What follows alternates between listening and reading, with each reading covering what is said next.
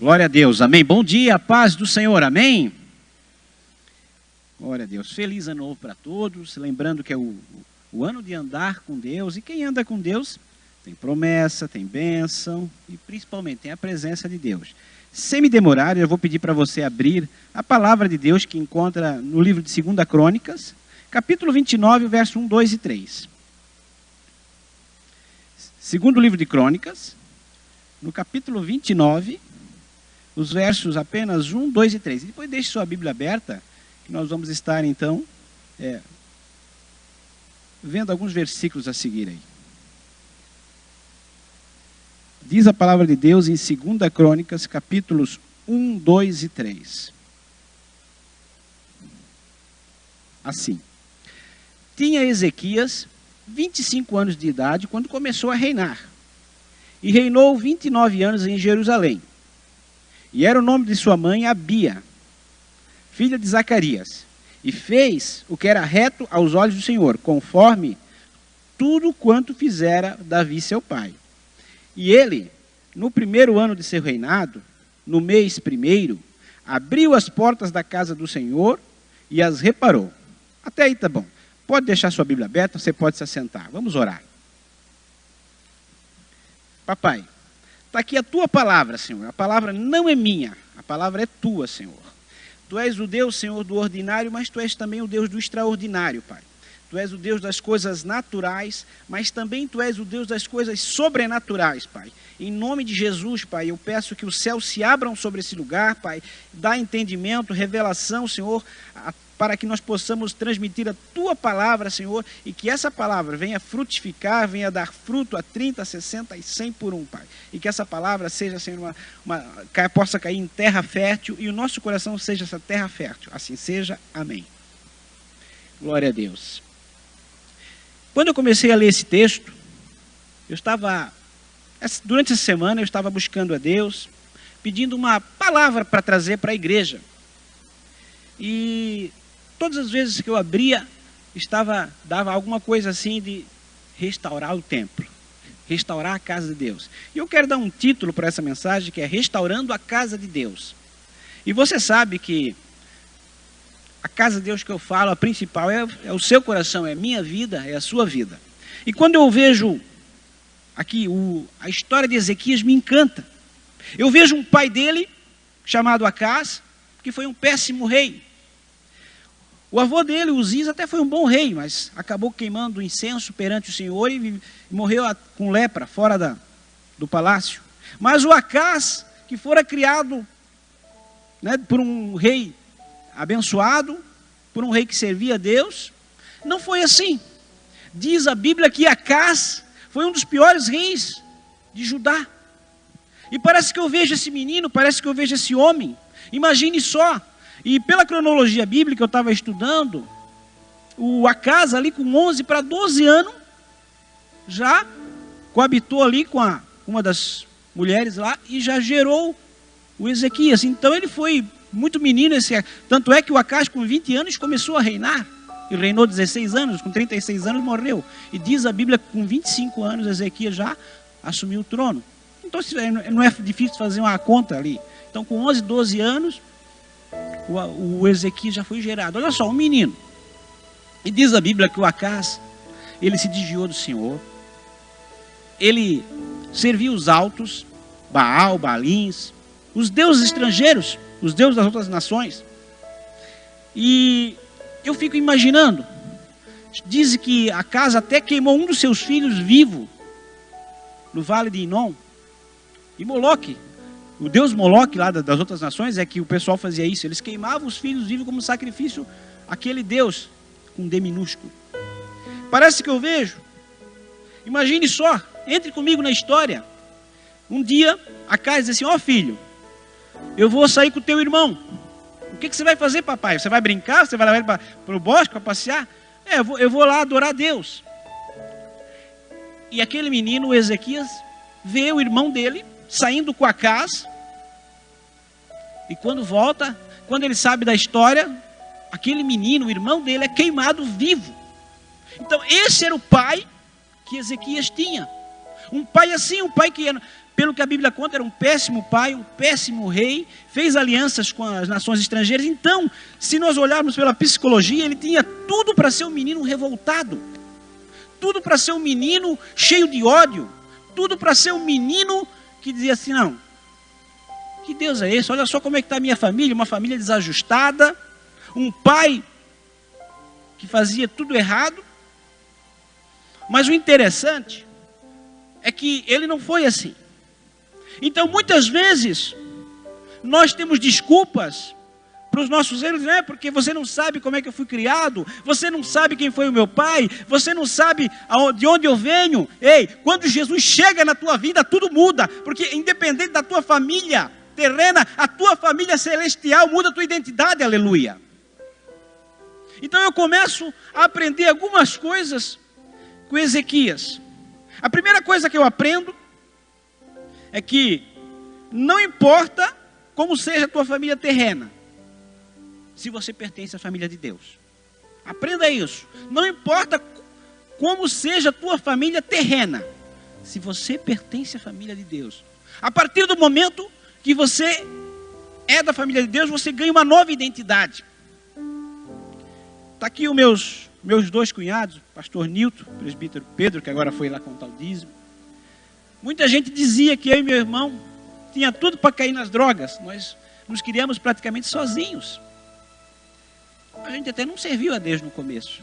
Mas independente da tua família, minha mãe morreu muito cedo, meu pai casou de novo. E a gente viveu por aí meio que aos trancos e barrancos aí. Independente da tua família terrena. Se você tem uma família celestial, Deus muda a tua identidade, Deus muda o teu destino, Deus muda a tua história. Essa questão de querer colocar a culpa nos pais, querer colocar a culpa nos outros, enquanto você não reconhecer os seus erros, você não vai prosperar. A Bíblia diz isso em Provérbios 28:13. Aquele que não reconhece os seus erros nunca prosperará, mas o que confessa e deixa alcançará misericórdia. Então, essa questão de querer colocar a culpa nos outros, enquanto você justificar o seu fracasso, você nunca obterá o sucesso. Enquanto você ficar justificando, vou repetir, o seu fracasso, você nunca obterá o seu sucesso. Por quê? Porque Deus quer filhos, não filhinhos de papai, mas filhos do Pai, aleluia. Então, a primeira coisa que Ezequias nos ensina é que não importa de onde você veio, não importa quem é o teu pai, não importa quem é tua mãe, não importa tudo isso. Para a psicologia, tem fundamento e é verdade. Mas a partir do momento que se você submeter a palavra de Deus e querer ser curado e submeter a ela, Deus cura todos os traumas de infância, aleluia. A segunda coisa que eu aprendo, que a única pessoa que pode impedir os planos de Deus para a sua vida é você mesmo. Você sabia disso? Que o diabo não pode impedir. Deus quer que os planos, diz a palavra que os planos dele, de Deus, não podem ser frustrados. Se os planos de Deus não podem ser frustrados, os nossos podem. É de Deus. Por quê? Porque às vezes não submete à vontade de Deus. Porém, a única pessoa que pode impedir os planos de Deus na sua vida sou eu e é você mesmo. Ezequias poderia ficar reclamando, dizer, olha só, eu não tive apoio do meu pai, olha só, eu não conheço esse Deus direito. Mas ele não, ele decidiu ser diferente. Se você decidir ser diferente, tudo muda. Jamais um ano novo será diferente se você continuar com as coisas velhas. Só porque nós temos o hábito de dizer, não, na segunda-feira eu vou começar o regime. No ano novo eu vou ler a Bíblia inteira. Você coloca Marcos, e é bom isso. Só que se você colocar data, hora, Marcos, mas continuar com as coisas antigas, teu ano vai ser igual. A terceira coisa que eu aprendo é que as injustiças e as dificuldades de hoje te mostrarão quem você é amanhã. O que está acontecendo hoje de injustiça na tua vida, de dificuldade, ou aconteceu ontem, reflete hoje. Então, o jeito como você enfrenta as dificuldades e as injustiças vão dizer quem você será amanhã. Se você está sempre reclamando de tudo, do governo, reclamando da empresa, reclamando do vizinho, reclamando da família, reclamando da igreja, você pode ter certeza que você está justificando um possível teu fracasso. Agora, se você diz, olha, eu sei que foram injustos comigo, eu sei que eu estou passando tribulação, mas eu quero dizer um negócio, esse ano vai ser diferente, esse ano eu vou buscar a Deus, esse ano eu vou orar, esse ano eu vou fazer diferença lá no meu trabalho, eu vou fazer diferença na minha igreja, eu vou fazer diferença onde eu tiver, tenho certeza absoluta que vai ser assim. E Deus colocou uma arma poderosíssima na nossa mão, aliás, duas, a oração e a palavra. Se você se propor a orar, Deus muda todas as coisas. Nós vamos acompanhar aqui na frente. E tudo que você está passando, ou é por colheita, você plantou lá atrás, ou é por provação. São duas coisas. Tudo que você está passando hoje de dificuldade, ou injustiça, ou é colheita, ou é provação. Se é colheita, é porque de alguma maneira nós fizemos. É a lei da semeadura. Semear é opcional. A colheita é inevitável. E a provação é a maneira de Deus nos treinar. De Deus fazer com que a gente seja preparado para uma guerra. É impossível um soldado ser um bom soldado se ele não passa por um treinamento. Você sabe disso. Mas, quando a gente passa por esse nível da injustiça, da tribulação, então a gente transforma a adversidade em bênçãos. E eu começo a ler aqui na Bíblia, e ali no versículo 3, diz assim, que eu acabei de ler ainda há pouco para vocês. Ele, olha só, no ano primeiro do seu reinado, no mês primeiro, abriu as portas da casa do Senhor e as reparou. A primeira coisa que Ezequias fez foi abrir e restaurar as portas da casa de Deus. O pai dele tinha fechado a igreja, tinha fechado o templo. Ele disse que em Judá não se adorava mais o Deus de Israel, o Deus verdadeiro. Ele tinha fechado. E a primeira atitude que Ezequias toma, quando ele assume o governo, assume o reinado, ele disse, eu vou abrir e reparar as portas da casa de Deus. Aleluia. E trazendo isso para a tua vida, para a minha vida, enquanto você não abrir o seu coração, enquanto você não reparar a sua vida espiritual, as coisas de Deus vão estar fechadas para a tua vida e para a minha vida. As portas, porta, aprenda isso, porta significa mudança de ambiente. Toda vez que você passa por uma porta, você mudou de ambiente. Porta significa segurança. Porta significa proteção. Porta significa limite. Toda vez que você atravessa uma porta, você mudou de ambiente, você saiu de um limite para outro. Então, quando ele reparou as portas, quando ele consertou aquelas portas, ele disse assim, eu vou reparar a minha vida com Deus. Eu vou andar com Deus, aleluia. Então a primeira coisa que eu vejo Ezequias fazendo, que assume o reinado, é, então, restaurando as portas da casa. A segunda atitude foi ali no versículo 4. Diz assim, e trouxe os sacerdotes e os levitas e o ajuntou na praça oriental. Você quer andar com Deus? Você quer viver o sobrenatural de Deus? Você quer viver as maravilhas de Deus? Ande com gente de Deus. Tem um ditado no mundo que diz, diga com quem andas e direi quem tu és. Não é isso? A Bíblia tem outra bem parecida, que é a mesma coisa. Anda com o sábio e serás sábio. Anda com o tolo e serás afligido. Provérbios 13, 20. É a mesma coisa. O mundo só tirou isso aí e mudou um pouquinho para dizer que é um jargão deles. Então assim, você quer andar com Deus? Você quer viver experiência? Comece a andar com pessoas de Deus. Eu não estou dizendo que você agora não vai mais evangelizar ninguém, você não vai abandonar sua família. Eu estou dizendo o seguinte, você quer aprender de Deus?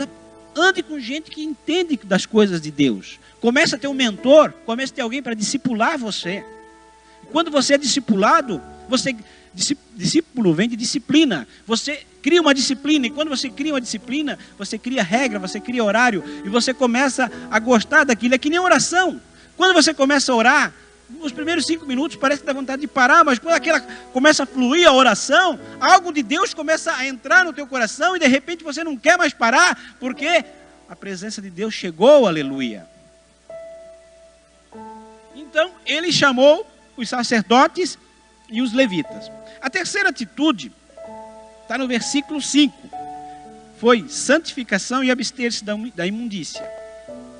Ele disse assim, ó, e ouvi-me, ó levitas, santificai-vos agora e santificai a casa do Senhor, Deus de vossos pais, e tirai do santuário a imundícia.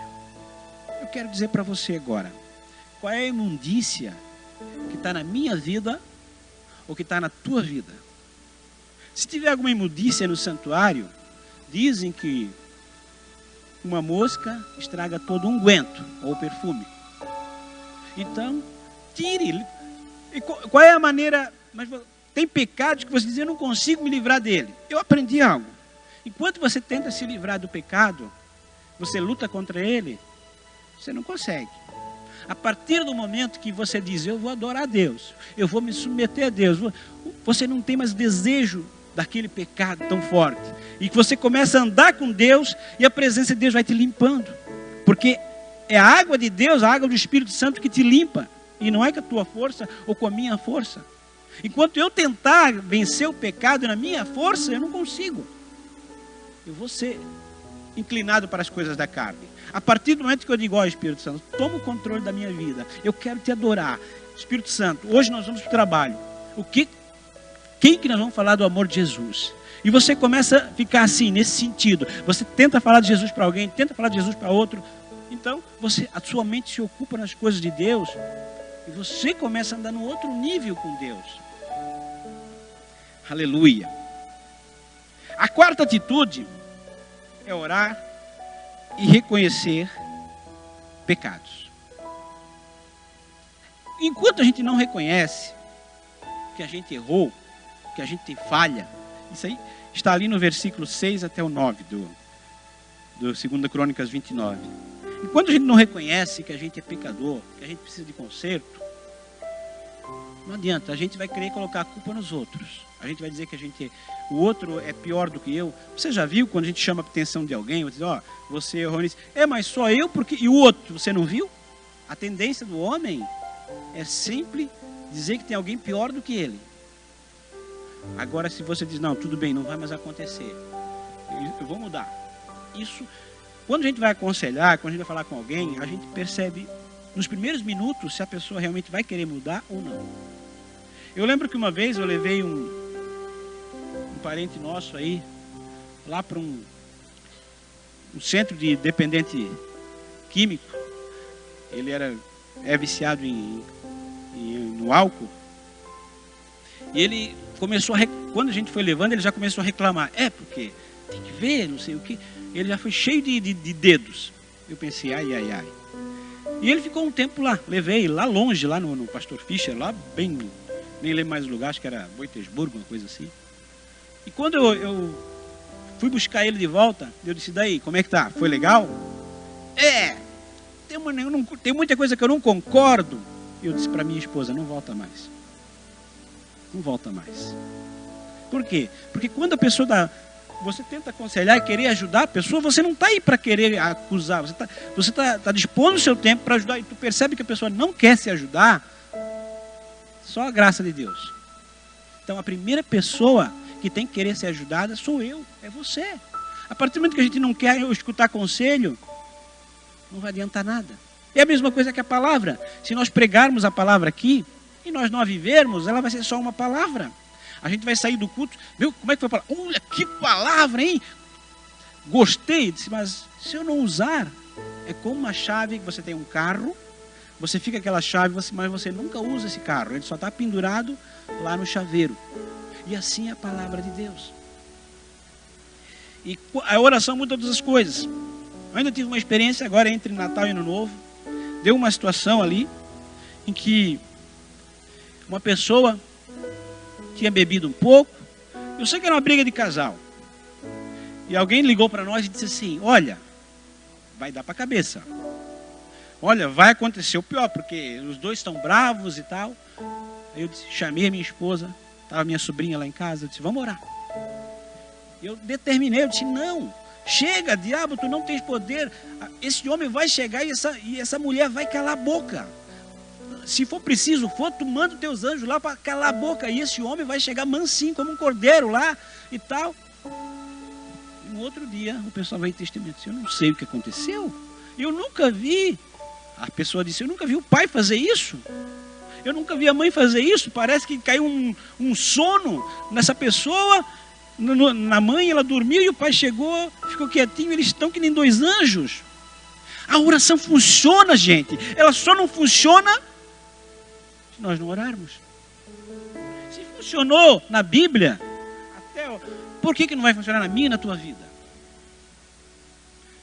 Pastor Silas Malafaia, ele diz que se a gente acreditasse mesmo no que ora, é que nem o trabalho. Se você não acreditasse que você ia receber o salário no final do mês, você nem ia trabalhar, não é verdade? Eu não iria. Meu patrão que está me ouvindo, que me desculpe, mas eu não iria. Eu só vou porque eu sei que eu vou receber um salário no final do mês. E assim a oração. Se você ora e não sabe se vai receber, nem ore. É a mesma coisa que trabalhar de graça. Você tem que orar e crer que vai receber. É isso. E Deus, Ele não é homem para que minta, e nem filho do homem que se arrependa. Diria e não faria, falaria e não confirmaria. E no versículo 10, ele faz um concerto com o Senhor, ali no 2 Crônicas 29. Ele disse, agora, olha só, me tem vindo ao coração que façamos um concerto com o Senhor, Deus de Israel, para que se desvie de nós a sua ira.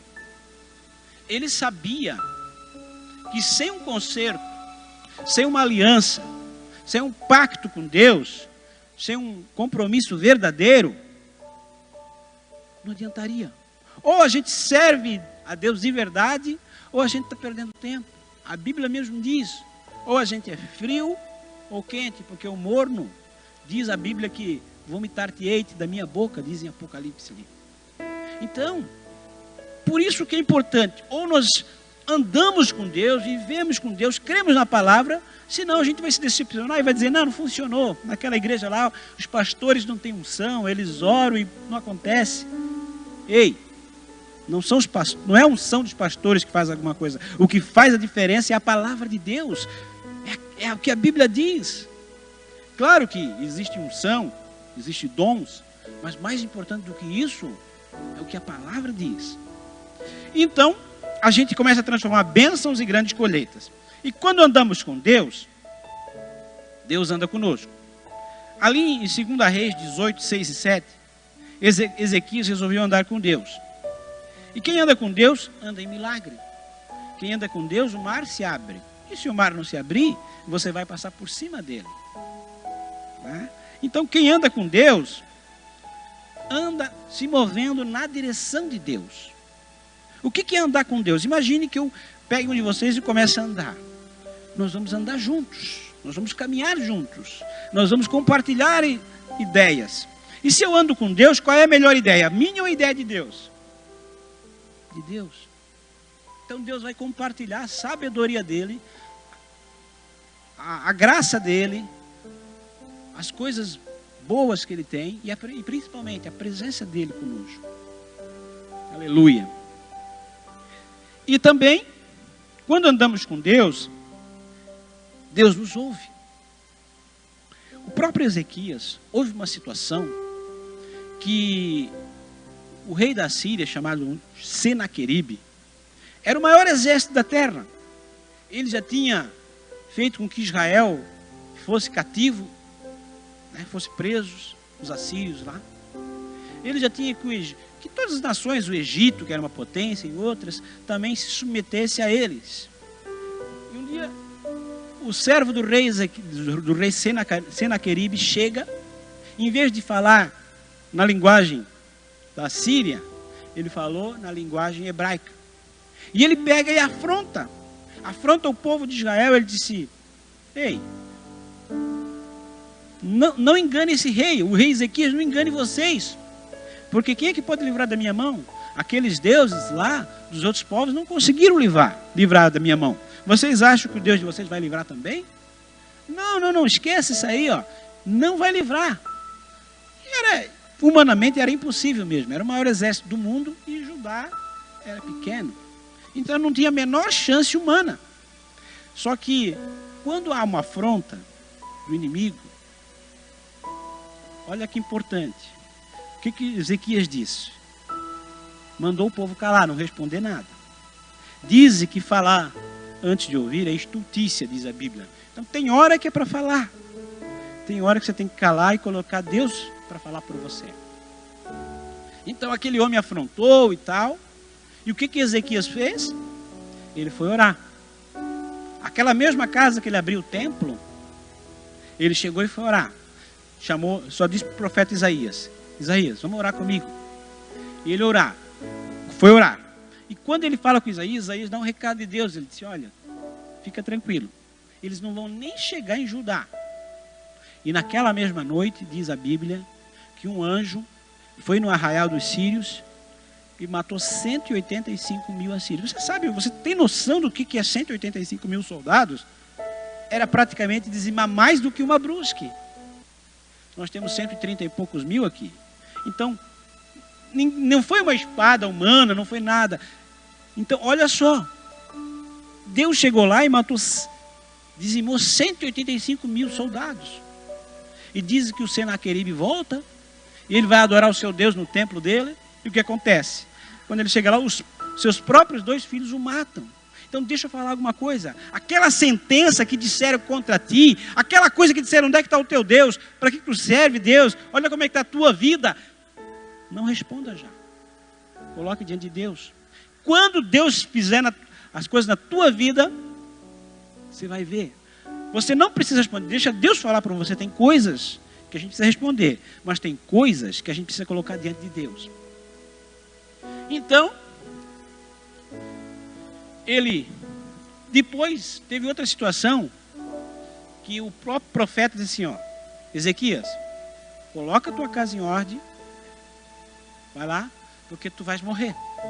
Imagine só, pastor Nilton chega para mim e diz assim: ó, Sérgio e Alexandra, coloca a tua casa em ordem aí, que daqui vocês vão morrer.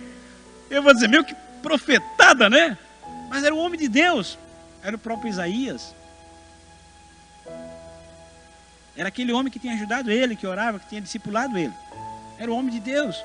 Então, ou o pastor Gilmar chegar para mim e dizer assim: ó, Sérgio, coloca a tua casa em ordem, porque tu vai morrer. Eu disse: poxa, que pastor, em vez de me consolar, me dá uma lambada dessa? Ei, só que tem coisas que você não vai entender Deus, não adianta. E ele virou para a parede e ele orou deitado, porque ele estava com uma úlcera, diz a Bíblia. Chorou, ele disse: lembra de mim, lembra que eu fiz o que era reto diante de ti. E o próprio profeta que deu a sentença, Deus falou com ele, disse assim: ó, volta, eu vou acrescentar 15 anos para ele. A oração funciona, gente. Só não funciona, e a oração e a palavra só não funciona se nós não colocarmos em prática.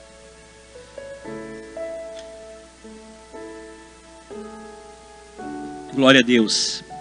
Por isso que tem 2 segredos que funcionam sempre. Não adianta a gente querer inventar história.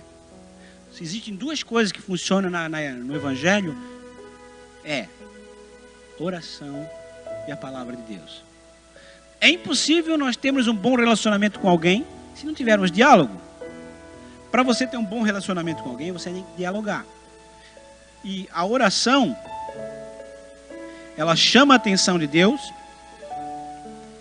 e a sua palavra cumpre os seus propósitos. Por isso que eu digo que a palavra encanta, a palavra é santa, a palavra levanta, a palavra impulsiona, a palavra direciona, a palavra é unção, a palavra é ministração, a palavra é revelação, a palavra revela, a palavra oculta, a palavra ataca, a palavra contra-ataca, a palavra é mel, a palavra é pão, a palavra é água, a palavra de Deus ela é mantimento, a palavra é suprimento, a palavra é armamento, a palavra é espada, a palavra é capacete, a palavra é cinturão, a palavra de Deus ela revoluciona, a palavra de Deus ela muda, a palavra transforma, a palavra reforma, a palavra forma, a palavra cria, a palavra é sabedoria, a palavra é profecia, a palavra de Deus é aquela que tira você do inferno e coloca você no céu, aleluia. E por isso, que quando a gente ama a palavra, a gente ama Jesus, aleluia. É impossível não amar Jesus sem amar a palavra. Por quê? Porque Jesus disse que eu sou a palavra. E o que é a palavra? É a direção para a tua vida. Eu sempre digo, quando dou aula de teologia para os alunos lá, nós temos que ver Jesus em cada versículo, em cada situação, em cada coisa. Você vai em Gênesis, ele é o começo de tudo, ele é o princípio, é aquele que criou os céus e a terra. Você pula para o Êxodo, ele é aquele que liberta, o nosso libertador, tirou o povo do Egito. Você vai para Levítico, ele é o nosso sacrifício perfeito. Você vai para Números, ele é a nossa rocha de Meribá. Ele é aquele que diz, falaria e não confirmaria, diria e não faria. Você vai, então, para o quinto livro da Bíblia, que é o Deuteronômio, ele é a nossa cidade de refúgio. Você vai então para Josué, ele é aquele que vence as nossas batalhas, ele é o nosso general, aleluia. Você vai para Juízes, ele é o nosso justo juiz. Você pula então para o livro de Ruth, ele é o nosso remidor, ele é o nosso parente mais chegado. Você vai para 1º e 2º Samuel, ele é o nosso profeta confiável, aleluia. Você vai então para 1º Reis, 2º Reis, 1º Crônicas e 2º Crônicas, ele é o nosso rei soberano, aleluia. Você pula então para Esdras, ele é nosso escriba fiel. Você vai para Neemias, ele é o nosso restaurador, aleluia. Você vai para Esther, ele é aquele que muda a tua sentença de morte e dá uma sentença de vida, ele é o teu advogado, aleluia. Você vai para Jó, ele é aquele que pode até te provar, aleluia.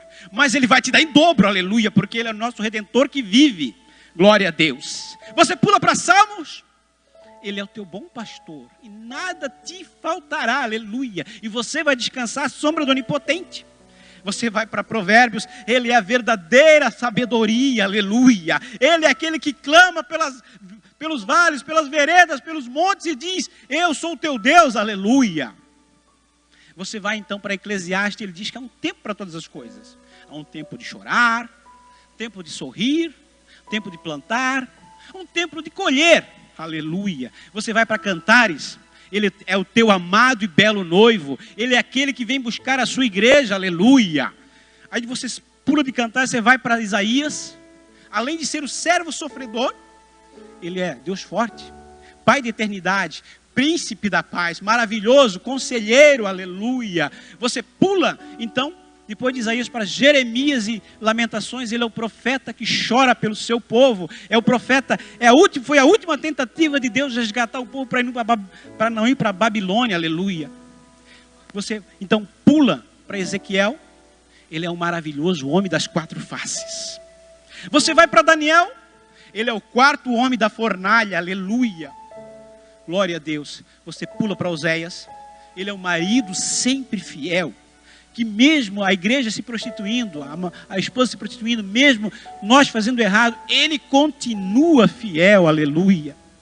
Você vai para Joel, ele é aquele que batiza com fogo e com o Espírito Santo. Você vai para Amós, ele é aquele que carrega os nossos fardos, aleluia. Você vai para Obadias, ele é o nosso Senhor, aleluia. Você vai para Jonas, ele é o nosso grande missionário. Você vai para Miqueias, ele é o mensageiro que tem os pés formosos. Você vai para Naum, ele é aquele que abre o caminho no meio da tormenta. Você vai para Abacuque, ele é o profeta do reavivamento. Ainda que a figueira não floresça, que não venha dar fruto, nada, todavia eu me alegrarei no Senhor, diz ele, aleluia. Você vai para Ageu, ele é a restauração da aliança perdida. Você vai para Zacarias, ele é a nossa fonte. E ainda eu esqueci de Sofonias, que é ali logo depois de Abacuque. E Sofonias, ele ainda tem um ser remanescente fiel. Então você vai para Malaquias, ele é o sol da nossa justiça. Você pula para o Novo Testamento, em Mateus ele é o Cristo, Filho de Deus. Em Marcos, ele é o Cristo, operador de milagres. Vai para Lucas, ele é o Cristo, Filho do homem. Pula para João, ele é o Cristo, Verbo encarnado. Vai para Atos, Ele é o próprio Espírito Santo atuando na igreja, aleluia. Vai para Romanos, ele é a tua e a minha justificação, a nossa salvação, aleluia. E ele diz que nenhuma condenação há para os que estão em Cristo Jesus, que já não andam mais segundo a carne, mas segundo o Espírito. Você vai para 1 e 2 Coríntios, ele fala que ele é a nossa ressurreição, e que nós somos nova criatura em Cristo Jesus. Aleluia. Você pula para Gálatas, ele é aquele que redime a nossa lei. Você pula para Efésios, ele é aquele que tem a armadura espiritual. Ele é a nossa armadura espiritual. Ele não vai nos dar condições de vencer todas as batalhas, aleluia. Você vai então para Filipenses. Além de ser a nossa alegria, ele é o nosso supridor em todas as coisas. Você então pula para Colossenses. Ele é a imagem do Deus vivo, o primogênito de toda a criação. Ele é antes de todas as coisas foram feitas por ele. Glória a Deus. Você vai para 1 e 2 Tessalonicenses, ele é o rei que virá buscar a sua igreja, aleluia. Aí você pula então para um livro que Paulo escreve aos seus servos, para 1 e 2 Timóteo, ele diz que ele é o mediador entre Deus e os homens de uma nova e melhor aliança, aleluia. Glória a Deus. Você pula para Tito, ele é a nossa bendita esperança. Você pula para Filemão, ele é um amigo mais chegado que um irmão. Glória a Deus. Então você pula para Hebreus. E Hebreus diz que nós temos um melhor concerto agora em Cristo Jesus. Não aquele concerto da lei, mas um concerto da graça. Aleluia. Você pula para Tiago, ele é o Senhor que cura. Você pula para 1 e 2 Pedro, ele é o nosso sumo pastor. Aleluia. Você pula para 1, 2 e 3 João, ele é o perfeito amor que lança fora todo medo. Você chega em Judas, aleluia, ele é aquele que batalha as nossas batalhas. E chega em Apocalipse, ele é o alfa, ele é o ômega, ele é o princípio, ele é o fim, aquele que era, aquele que é, o que há de ser, o todo-poderoso. Ele é o leão que foi morto e vive para sempre, o cordeiro que foi morto e vive para sempre. Ele é o leão da tribo de Judá, ele é o cavaleiro que veio para vencer, ele é o meu Deus, ele é o teu Deus, aleluia. Então em todas as coisas nós precisamos ver Jesus. A pior coisa que pode acontecer é Jesus estar no lugar e a gente não perceber. A pior coisa que pode acontecer na minha e na tua vida é você estar num lugar e ninguém percebe a tua presença. E a pior coisa que pode acontecer como nós cristãos é Jesus estar operando na minha e na sua vida e nós não percebermos a presença dele. Eu quero te convidar a ficar de pé.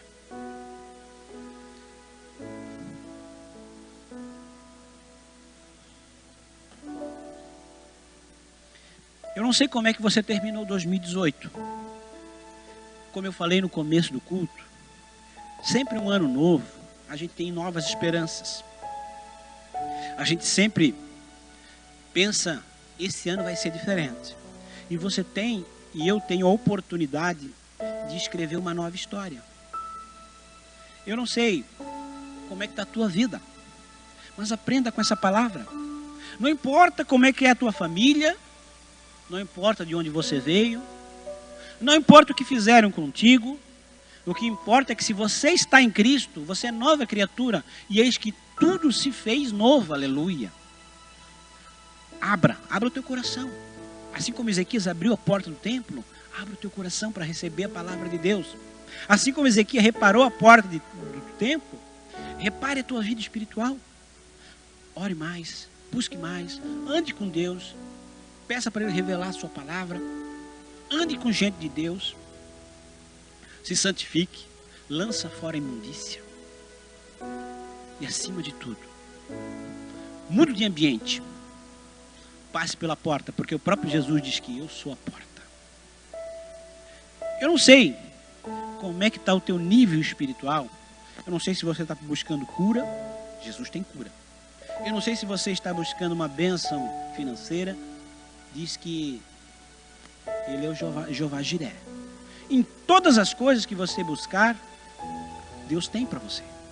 Só que antes de te dar todas as coisas, o que Jesus quer é andar contigo. É a mesma coisa que alguém só querer o meu presente. Sérgio, eu quero R$100 emprestados, mas eu não quero nem chegar perto de ti. Eu quero gastar e depois, quando eu preciso, eu pego mais. Você acha que poderia até ser que emprestava, mas eu não ia emprestar com prazer, porque essa pessoa não gosta de mim, ela é interesseira. E Deus está querendo que você se achegue a Ele, que eu me achegue a Ele. E depois, todas as coisas, elas vão vir naturalmente. Um pai, quando ele percebe que o filho está precisando, ele nem precisa pedir. Está precisando de uma coisa, filho?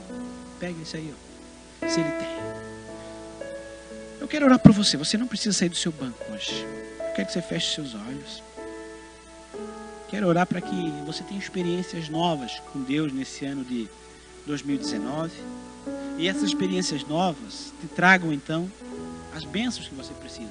Mas não busque o Senhor só pelas bênçãos. Ele tem isso para mim e tem isso para você. Busque o Senhor pelo que Ele é, não pelo que Ele faz.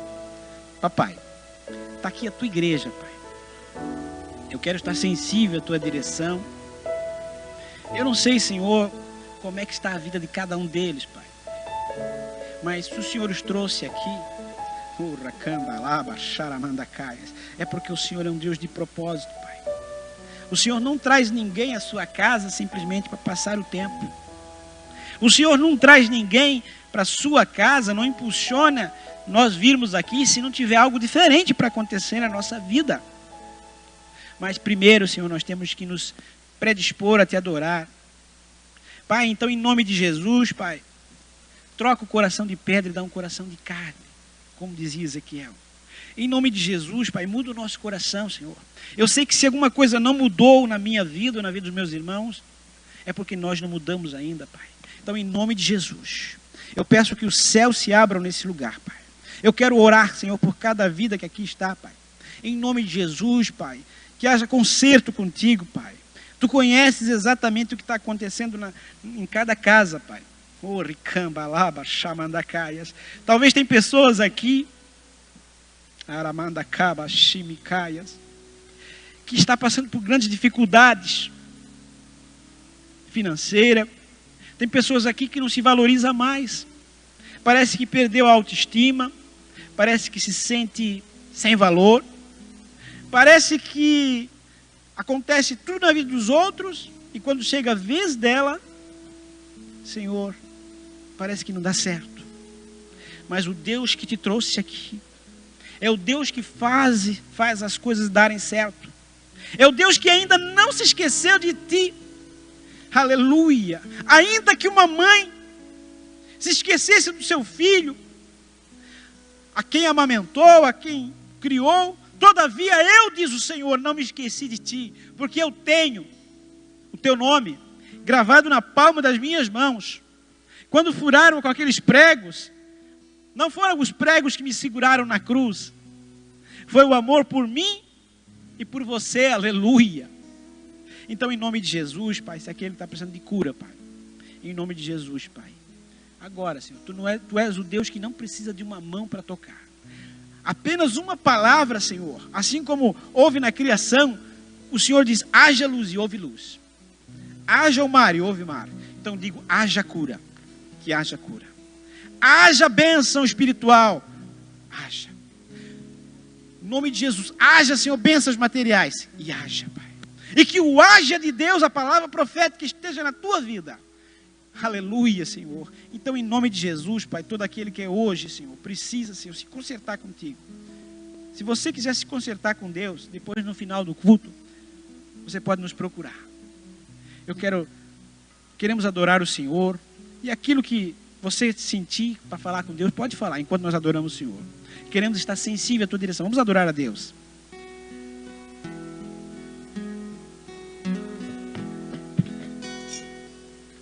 Os sonhos de Deus são maiores que os meus, Ele vai fazer.